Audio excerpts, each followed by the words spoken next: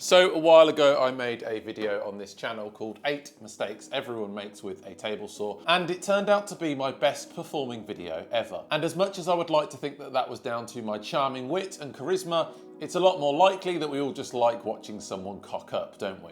You got that right, Kimasabi. But the real gold of that video comes when you scroll down into the comments. You lot absolutely flooded me with your own mistakes. Some funny, some terrifying, but all educational. So this video is for you, by you. Let's get into it. Hands up if your blade guard is somewhere.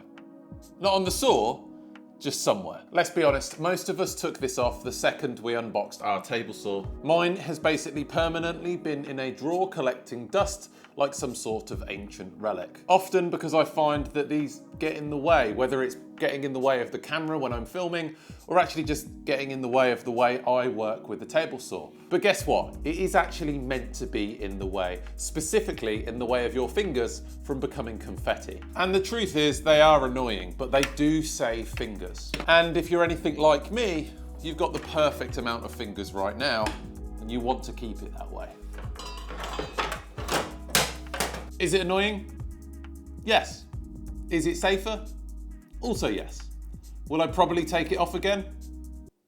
Let's move on. The next one is easy to do. You're there cutting your piece of wood, halfway through the cut, maybe someone walks in, so you pause, turn the saw off, the blade stops and either ruins your cut or throws that piece of wood at you like you're in a pub brawl. Oh, Yeah, I'm not an actor.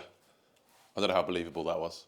And luckily this one is super easy to avoid. So a little life tip, always finish the cut before switching the saw off. For anyone watching that has tried to balance a full sheet of plywood on the top of a 2 foot by 2 foot table saw, you'll know that it's like trying to land an aeroplane on a ping pong table.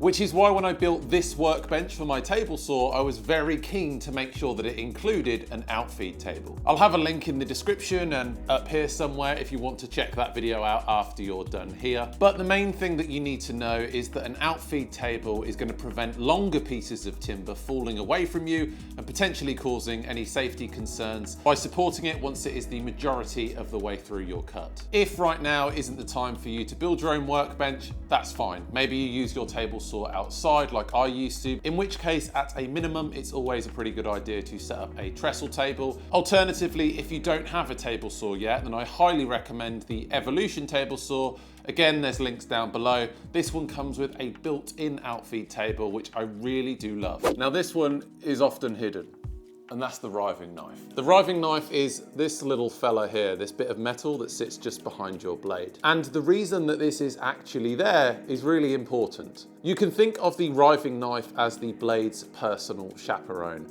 sitting behind the blade, making sure that the wood doesn't close up behind the cut and launch the timber back at you like some sort of possessed frisbee. And true story, before I started a YouTube channel, when I first got a table saw, I actually took this off because I didn't know what it did and I didn't think it was important.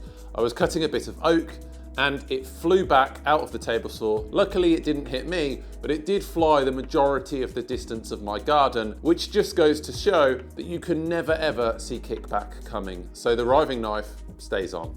Another quick check that you should do fairly regularly is blade tightness, and this is going to affect you more if you've got a fairly old table saw. It is less common with modern table saws, but it is still worth checking every so often. I actually remember one of my first table saws thinking that the blade was haunted because it used to wobble like it was possessed.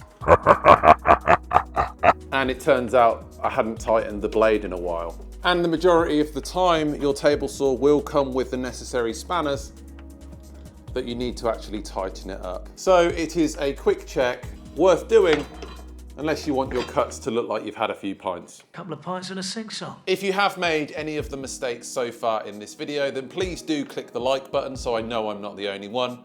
And if you've made all of them, maybe it's time to switch to golf. Okay, so kickback. This is when the wood decides that it's had enough of your nonsense and throws itself back at you like a cannonball. This is going to happen because either you weren't pushing it through in a dead straight line parallel to the fence and the blade, perhaps you've took out your riving knife, or sometimes It just happens. Now, if you're using your table saw correctly, you should hopefully avoid any kickback happening. But even if you are following all of that best practice advice, it could still happen. And there is an easy way to avoid this hurting you if it does. Don't stand here, because if it kicks back, I'm gonna get javelined in the stomach. Do this. And push it through whilst you're stood to the side. That way, if the kickback does cause this piece of timber to fly out, it's not gonna hit me, it's just gonna damage my wall back there, which would be upsetting. It would be less upsetting than getting stabbed in the stomach. It's a bit like playing dodgeball when you were a kid, except this time the dodgeball is a piece of oak traveling at 120 miles an hour. Most table saws do come with push sticks, like this one. And using this is definitely better than not using one at all.